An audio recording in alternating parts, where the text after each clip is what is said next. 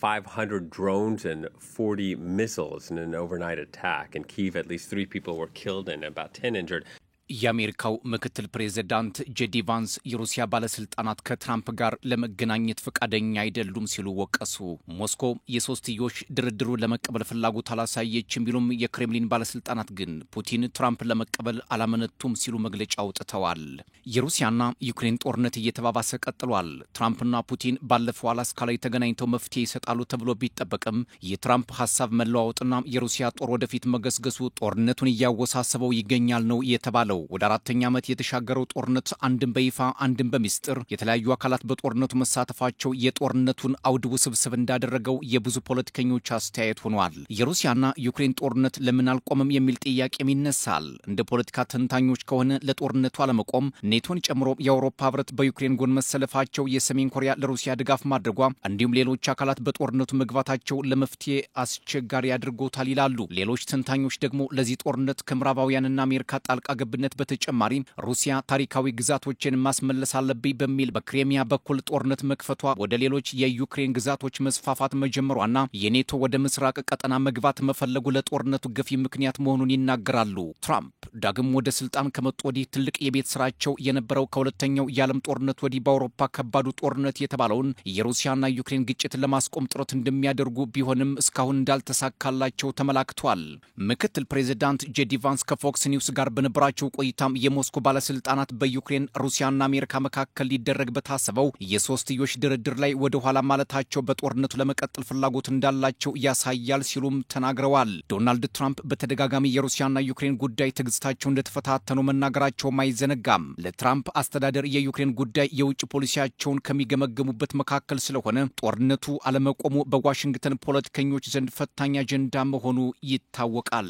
ዩክሬን በተደጋጋሚ ለጦርነቱ አለመቆም የፑቲን ግዛትን የመጠቅለል ፍላጎትና የወራሪነት ባህሪ ነው ስትል በተደጋጋሚ ትወቅሳለች። ኔቶና የአውሮፓ ህብረት አባላትን በዩክሬን ላይ የሚደርሰው ጥቃት የኛም ጥቃት ነው በሚል ጦርነቱን እያወሳሰቡት እንደሚገኙ ይነገራል። የክሬምሊን ባለስልጣናት በበኩላቸው ዩክሬንና ሸሪኮቿ ሰላም እንዲመጣ አይፈልጉም ሲሉ በተደጋጋሚ ይተቻሉ። ዩክሬን ዲፕሎማሲያዊ መንገድ አልመረጠችም፣ በአውሮፓውያን ድጋፍ በጦርነቱ መቀጠል ፈልጋለች ስትል ሞስኮ ትሞግታለች። እሳትን በሳት የመመለስ አቅም አለን፣ እናም ሁሉንም እንዳመጣጡ ማስተናገዳችን አይቀርም፣ የህልውናችን ጉዳይ ነውና ስትል ሞስኮ በተደጋጋሚ መግለጫ ማውጣቷም የሚዘነጋ አይደለም።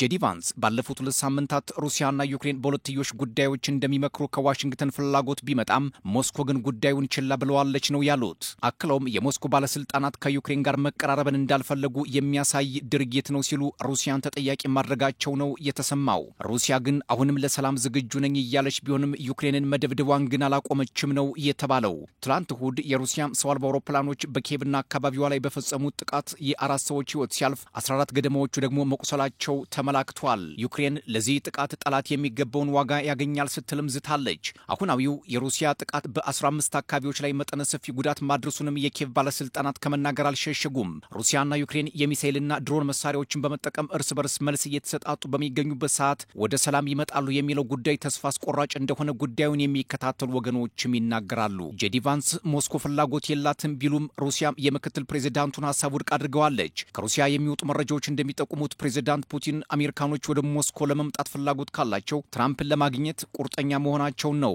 የክሬምሊን ቃል አቀባይ ዲሚትሪ ፔስኮቭ ግብዣው አሁንም እንደተጠበቀ ነው። ፑቲን ትራምፕን ለመቀበል በደስታ ተዘጋጅተዋል። ከዚህ በኋላ ሁሉም ነገር የትራምፕ ውሳኔ ይሆናል ነው ያሉት። ፔስኮቭ ከዘለንስኪ ጋር ለመገናኘት ግን አልተዘጋጀንም ሲሉ ተናግረዋል። ሞስኮ የዩክሬን ጦርነት ዲፕሎማሲን በተላበሰ ሰላም ለመጨረስ መዘጋጀቷንም ትናንት ሩሲያ በዩክሬን ላይ የፈጸመችው ጥቃት የጦርነቱን መባባስ አመላካች እንደሆነም እየተነገረ ነው። ይህን ጥቃት የዩክሬኑ ፕሬዝዳንት ቮሎዲሚር ዘለንስኪ 12 ሰዓት የፈጀ አረመኔያዊ ድርጊት ሲሉ ማውግዘውታል። በ500 ሰው አልባ አውሮፕላንና በ40 ኢራን ሰራሽ ሻሂድ ሚሳኤል የታገዘ ጥቃት በጠላት ደርሶብናል ሲሉ ፕሬዝዳንት ዘለንስኪም በቴሌግራም ገጻቸው ላይ አስፍረዋል።